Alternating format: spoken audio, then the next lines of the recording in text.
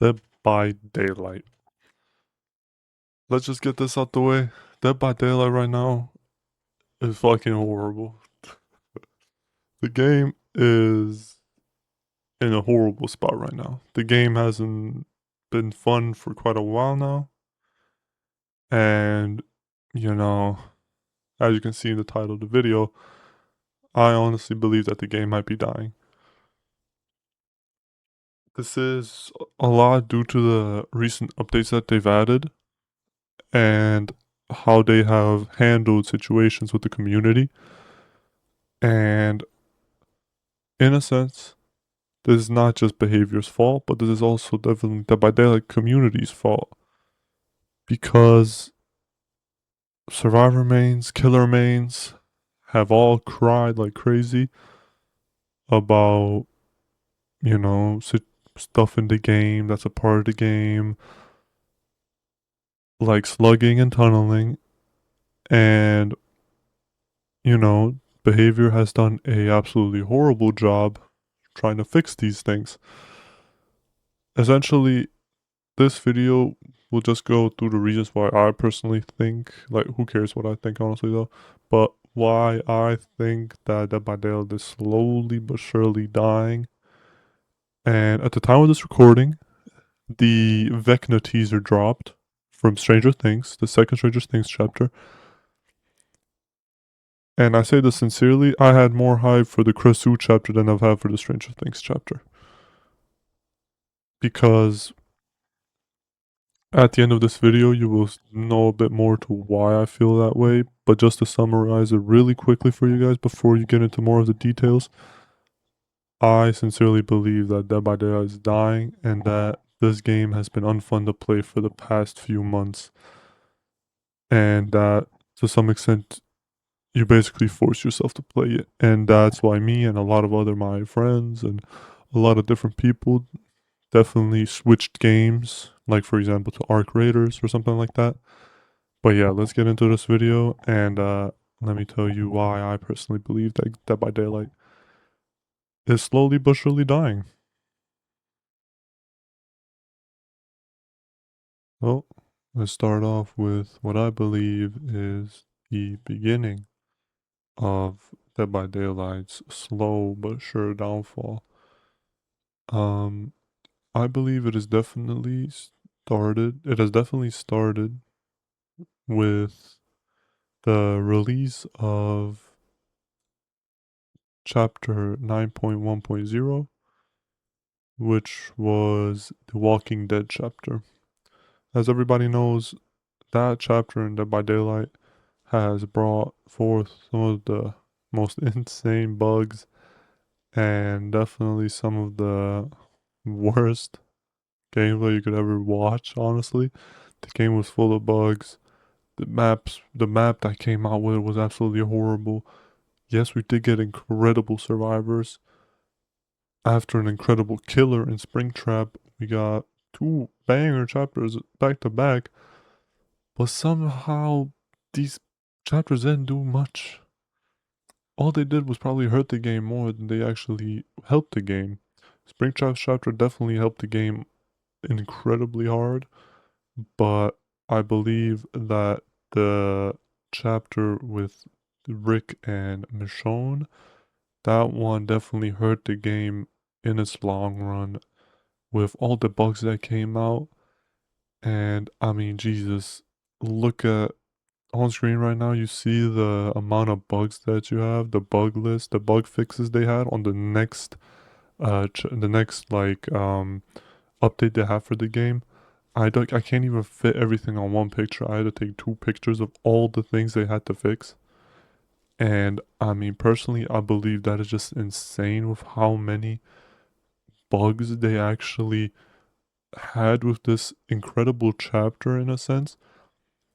I personally believe that this chapter was gonna like save Dead by Daylight. It's gonna be the not save Dead by Daylight in a sense that the game is dying and it needs a saving, but more in a sense that the game with this update is gonna be put in stone. Like it's gonna be a perfect game. It's gonna be the horror game to play. And in a sense, they messed it up.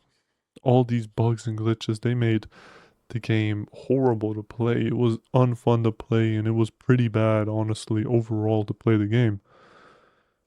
I mean, personally, I loved Rick Grimes. I loved playing as Rick Grimes. Michonne was kind of horrible. I don't like her too much in the game. And I mean, let's just talk about the insanity that is these guys' voices. Michonne sounds horrible in the game, and Daryl, he sounds even worse in the game. Daryl, there is this glitch that when Daryl gets downed in the game, you can hear him get down like he's right next to you. Like his death sound sounds like it's right next to you, like he got down straight up next to you, and then you look where he got downed, and he's practically on the opposite side of the map. And then you look around like, what the fuck? How the fuck?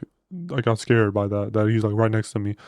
Got down by a stealth killer, but no, he's on the opposite side of the map because they completely messed up their voices. And that's just some of the bugs that are in the game. This is not like a super long, like detailed type of video. This is just summarizing some of the main parts of why I believe that Dead by Daylight is gonna die. And definitely up first is this horrible update, horrible chapter release that they've had with the Rick Grimes and Michonne Walking Dead chapter. And don't even get me started on that goddamn uh um Dead by Daylight stream they had, the team stream they had with Carl from from The Walking Dead, with Darva and different types of creators with, and yeah, don't even get me started on that. That was just absolutely horrible. That legit like showed that the company does not give a shit. This is low key what happens when you're the only asymmetrical horror game and there's no competition.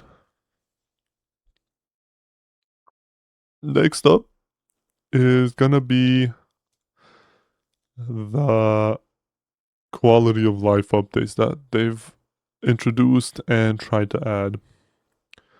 So the first one, honestly, the phase one, very minimalistically changed the game, honestly. It was just minimal things, just a few decent quality of life updates, like for example the spawn rules and map offering balancing. That one was pretty decent, honestly. That one, there wasn't really too much difference, but it made honestly killer kind of a lot easier to find the first survivor without having to use lethal pursuer like a insane person every time. The hiding and body blocking prevention, that one was pretty alright actually. That's not too bad of an update, but I believe it's just like, it's nothing really. It's just too small to be considered anything. And here comes the first one that I do not believe is that good of an update, but it's the go next prevention. The go next prevention is, in my opinion, just such a useless thing to add. Sure, it could help you out a little bit with a few games, but the go next thing was not that big of an issue. People make that issue out so much worse than it actually is. The go next prevention is not that bad of an issue, and I stand by that. I rarely ever had a problem with, the go next mentality of survivors. And even then, it wasn't the worst thing ever. It was like, oh damn, they're killing themselves. And that was it. There was not too much in that regard. And I personally do not believe that the go next prevention was necessary, because I believe that taking a chance off hook is probably an essential part of the game, and which made the game it was like a small little thing that made the game a lot better. I don't know how to really explain it, but I believe some of you guys understand that have played the game for a bit longer, that the go next prevention is probably kind of shit. It wasn't really necessary at all. And I believe that the unhooking feature was actually one of the most fun features in the game, because it was really rare to actually unhook yourself, but when it happened, it was the shit. And that added a lot of fun to Dead by Daylight. Next up is the anti-slugging surrender option. Personally, I believe that the anti-slugging surrender option was basically just to like kind of give us a go next option when everybody was just slugged. It's just a surrender option, just a DC without losing anything, without losing pips, without losing blood points that you got that game and everything. And I believe that is just absolutely like sure, if they want to call that a quality of life update, then yeah, it was a pretty decent addition. It was not that bad of an addition, but it's not anywhere near good of an addition like past updates and everything. Um, the other quality of life updates, which were outside of the gameplay, which was the bulk blood point spending, new quest system, more perk presets, preview your perks in lobby. But I mean, those were pretty nice. I know the preview your perks in lobby, that one was pretty okay actually. I really enjoyed that one because it kind of like gives you a small little tab, you know, when you're in the lobby. You don't have to open up your loadout. It was like a small little thing that does make it easier. The more perk presets, it's what it is, you know, just gives you more presets to make builds, which, you know, I rarely ended up using me personally. But I believe that mostly what people that benefit from this are mostly killer mains because they can switch from loadout to loadout way quicker in case, you know, if you see a lot of items, you can switch to anti-item build. And yeah, mostly you can just quickly change builds without having to, you know, find every single perk and put it into your loadout. And the bulk blow point spending system, no fucking clue what that is. No clue what they're thinking right there, but yeah, I mean, um let's keep going. In phase 2, you can see that this is where the biggest drama happened.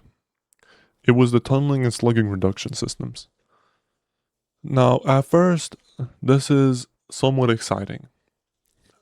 Tunneling and slugging reduction system, the sound of that is amazing.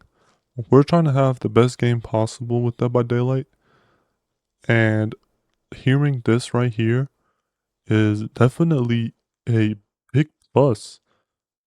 Honestly said, this was something that did needed changing. And especially because it ruined a lot of people's experiences. And as Dead by Daylight said, they lost a lot of players due to tunneling and due to slugging. And you know, at first we thought that the slugging reduction update was gonna be a fucking banger. And then came the disaster of the PTB coming out. Let's start off with the slugging update. The slugging update, the slugging reduction, oh my gosh. It is, in my opinion, the right message, but the wrong messenger kind of situation. It is, they basically gave you the option to pick yourself up if you're left on the ground for 90 seconds. Similar to how the unhooking system, the anti-camping system works. This basically meant that Unbreakable was now basically fucking useless. Nobody cared about Unbreakable. They had to change it. And, you know, you can see that they had some notes, which basically said that the perks that enable you to recover from the dying state, boon exponential, which sure, that's mostly a toxic perk that you use, but they should have probably mentioned unbreakable, which was one of the most used perks in the game and one of the best perks in the game, definitely. And basically the main counter to slugging. But, you know, people trying to run on the perks, they're not trying to run unbreakable, so that's sadly a thing. It also says that they gradually increase the crawling speed for survivors who are left in the dying state. And together with that, the most unnecessary bullshit they could have added is they added the ability for survivors to recover while crawling. That is single-handedly the worst thing they could have added. First of all, this is horrible. Already at the beginning with the dying state for a total of 90 seconds, they can pick themselves up, is already a horrible thing. 90 seconds is way too little. People can abuse the living hell out of this. Having 90 seconds of chase is not that long of a time, actually. People may look at it quite a long time, but 90 seconds goes by quick, especially if you're playing against multiple survivors. A survivor with friends, that's going to be on you the whole time, that will not let you pick up because of flashlights and whatnot, firecrackers, whatever you want to say. They will not let you pick up that person. So basically what happens is you're fighting for your life, trying to kill everybody, and they're gonna take your attention away from the survivor for 90 seconds, and he's gonna pick himself up and start running away, and then you have nothing. Personally, I believe later on they tried it again with the anti-slugging, but this time they increased it to 120 seconds, which I believe is a better spot for the anti-slugging reduction update. And personally, I believe that that is more of the sweet spot for the anti-slugging update. And then comes definitely the most dumb one, and that is the added ability for survivors to recover while crawling. They want to give survivors so many base kit items that it's legit outrageous how dumb it is. Giving the ability to pick yourself up without a perk is already quite a lot of a game changer as well, especially for Toxic Survival Friends players and possibly even Survivor Friends, as a random. They added the most unnecessary part to recover while crawling for no reason, basically. I think they went overboard just to satisfy the survivor community and all the dumb survivor mains out there. There is absolutely no reason to add this into the game.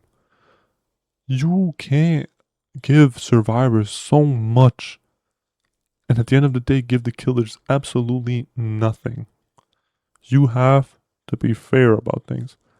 And this is absolutely unfair because survivors already have easy ways to counter slugging.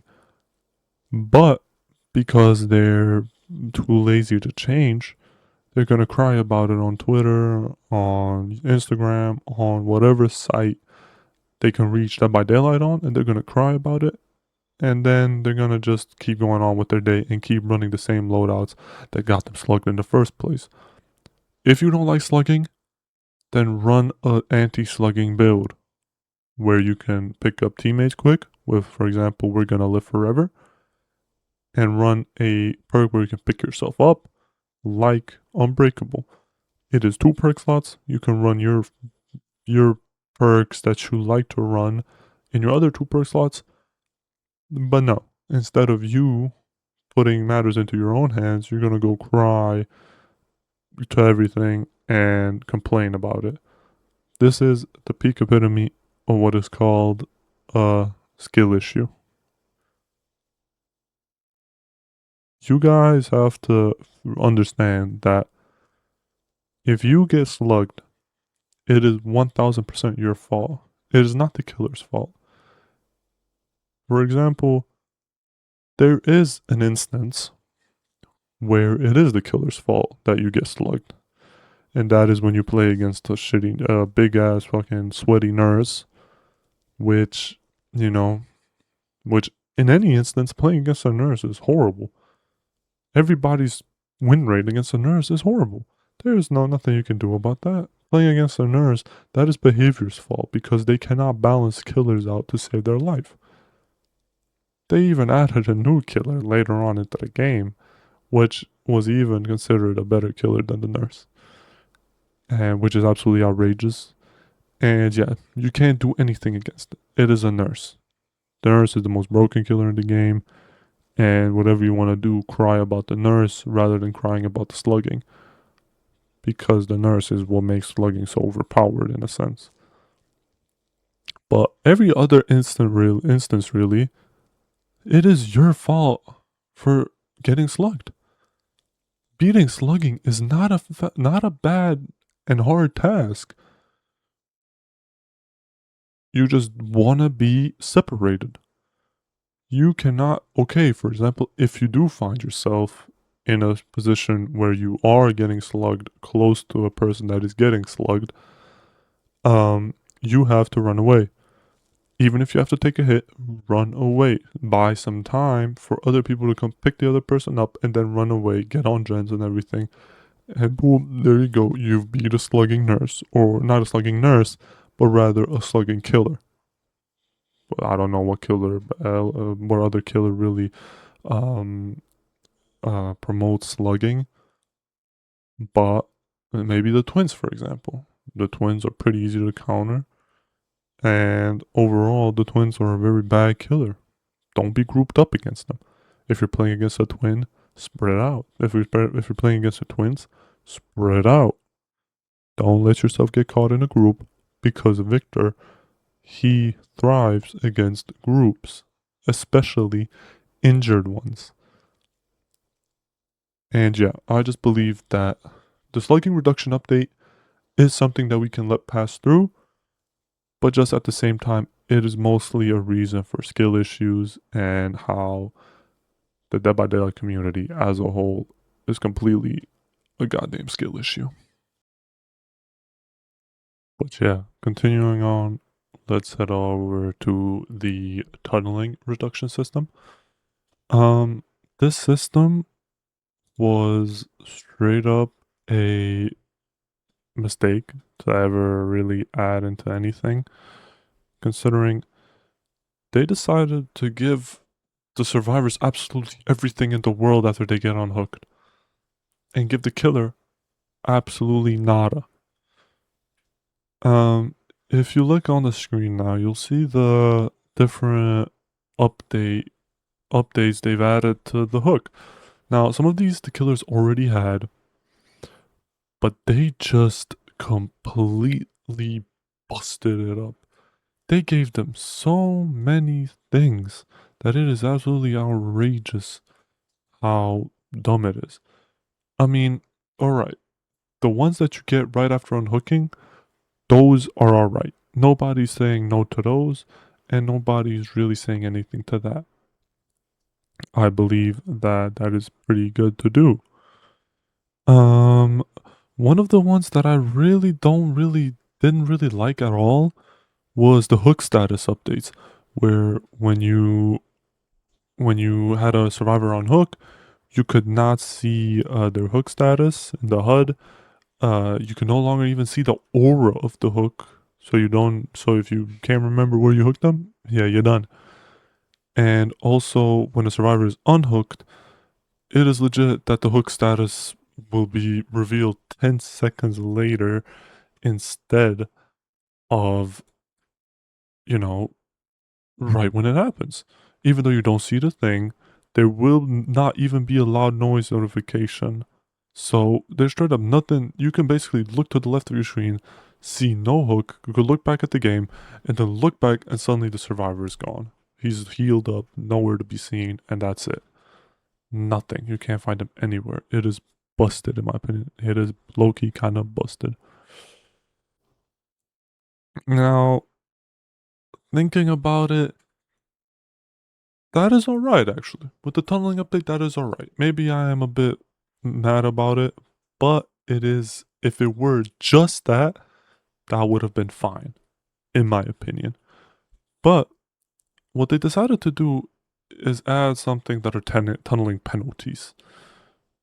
One of them is when a survivor dies to a hook action or mori before 6 total hook states, the remaining survivors gain a 25% repair speed bonus. This is legit impossible to counteract. This is legit impossible.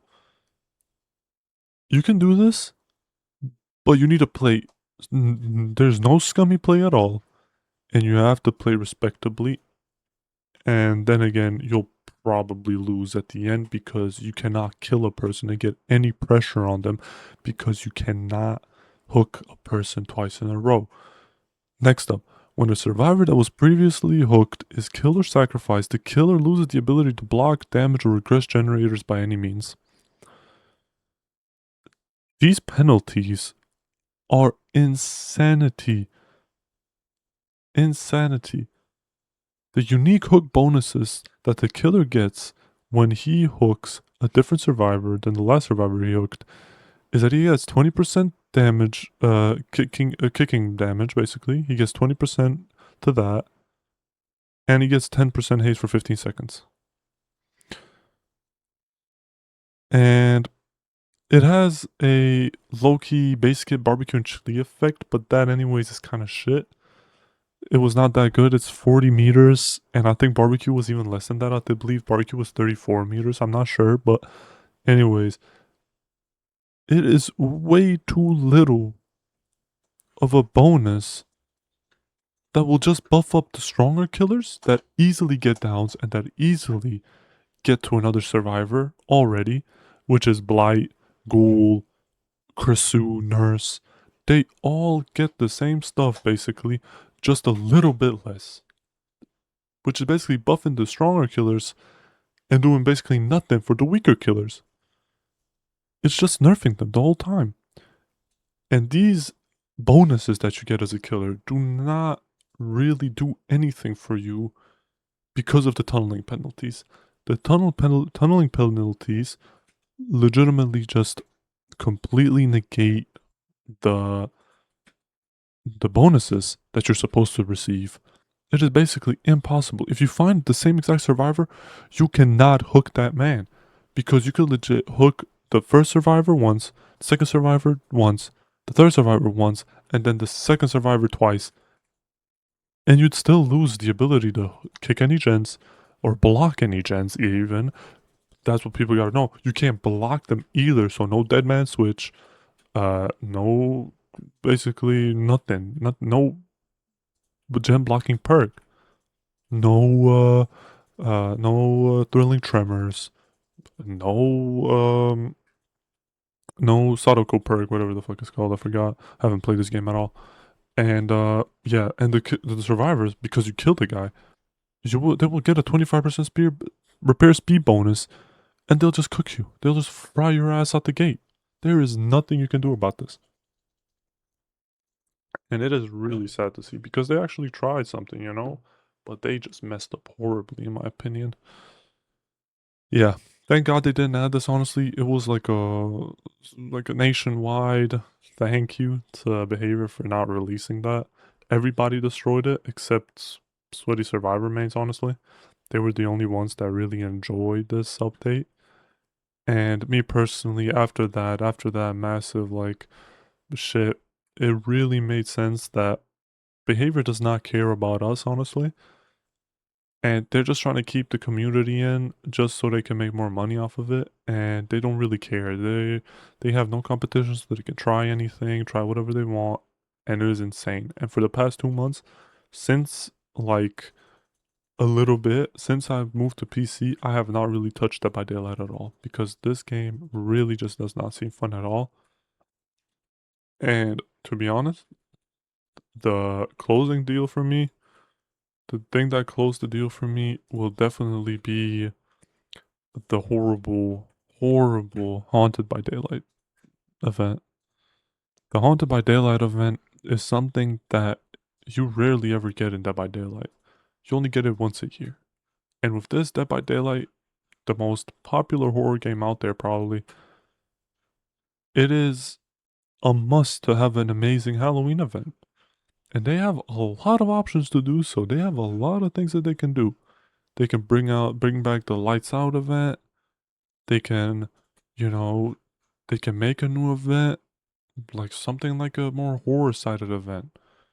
Like a first-person survivor mode where there's a specific killer and stuff like that which you have to run. And it's more of like a horror game. They can add that kind of playstyle, that kind of game mode, you know? There's a lot of different things they could have done and even brought back a different game mode.